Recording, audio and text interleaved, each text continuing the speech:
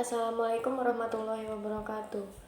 Saya Narisma Syafan Nuramendanti, NIM 1912-10154, jurusan Pendidikan Agama Islam Universitas Sultan Maulana Hasanuddin Banten.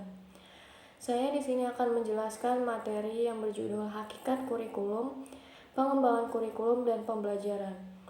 Poin pertama ada pengertian kurikulum, pengembangan kurikulum dan pembelajaran. Secara etimologis, kurikulum berasal dari bahasa Yunani, yaitu kurir, yang artinya pelari, dan kurer yang artinya tempat berpacu. Kurikulum pendidikan dalam Kamus Tarbiyah adalah seperangkat perencanaan dan media yang dijadikan acuan oleh lembaga pendidikan dalam mewujudkan tujuan pendidikan. Menurut Nasution, kurikulum merupakan suatu rencana yang disusun untuk melancarkan proses belajar mengajar di bawah bimbingan dan tanggung jawab sekolah atau lembaga pendidikan beserta staf pengajaran. Menurut Crow and Crow, sebagaimana yang dikutip oleh Umar Hamalik, kurikulum adalah rancangan pengajaran atau sejumlah mata pelajaran yang disusun secara sistematis untuk menyelesaikan suatu program untuk memperoleh ijazah. Pengembangan kurikulum adalah proses perencanaan dan penyusunan kurikulum oleh pengembang kurikulum atau kurikulum developer, dan kegiatan yang dilakukan agar kurikulum yang dihasilkan dapat menjadi bahan ajar yang acuannya digunakan untuk mencapai tujuan pendidikan nasional.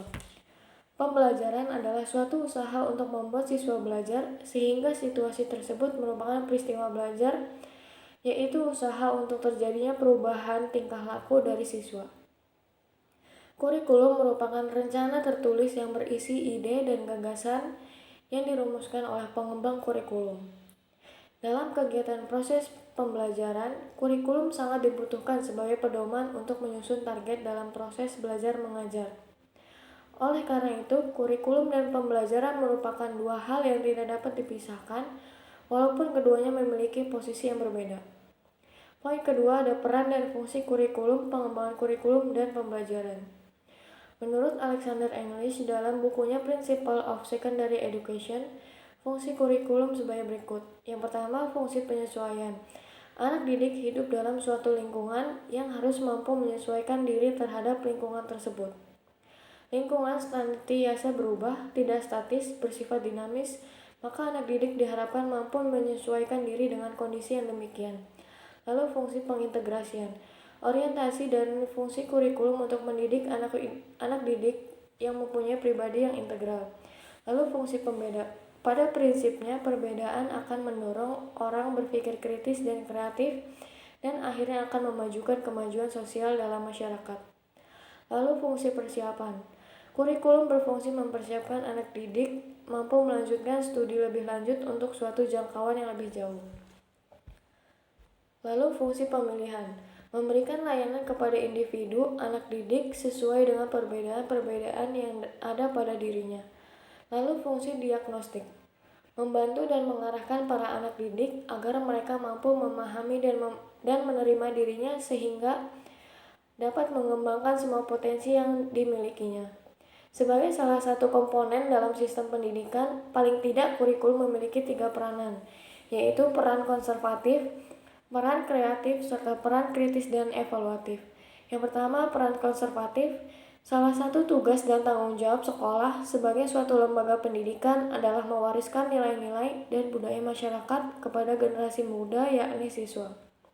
Yang kedua, peran kreatif. Sekolah memiliki tanggung jawab dalam mengembangkan hal-hal sesuai dengan tuntutan zaman.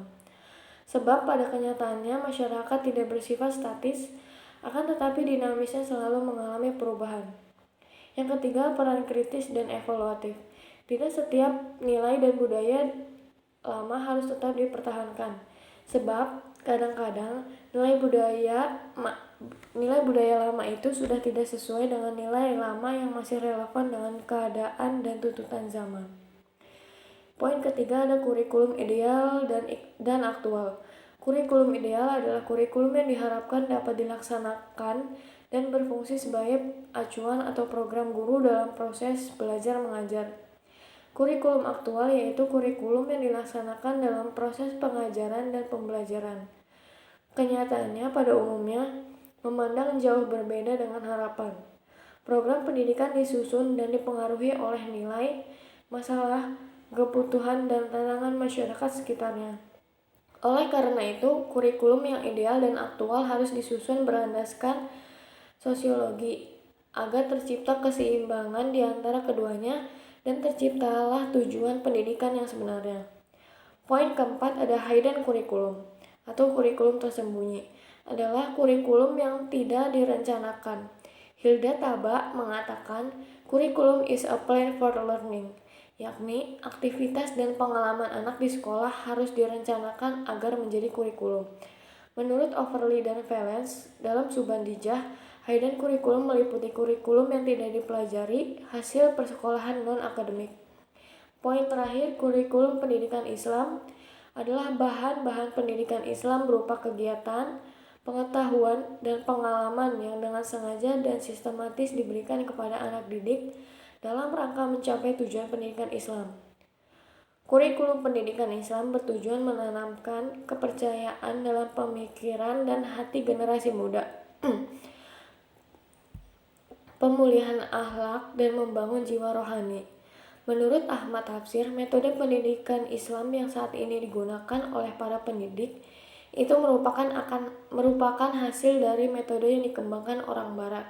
Karena saat ini kita dengan mudah mengakses sumber referensi itu dapat digunakan untuk memperbaiki cara dan strategi pembelajaran kita. Menurut Al-Abrashi dalam Ahmad Tafsir mengemukakan bahwa dalam merumuskan kurikulum atau materi pendidikan harus mempertimbangkan 5 prinsip. Baik, terima kasih. Itu saja yang dapat saya sampaikan. Kurang lebihnya mohon maaf. Wabillahi taufiq wal hidayah. Wassalamualaikum warahmatullahi wabarakatuh.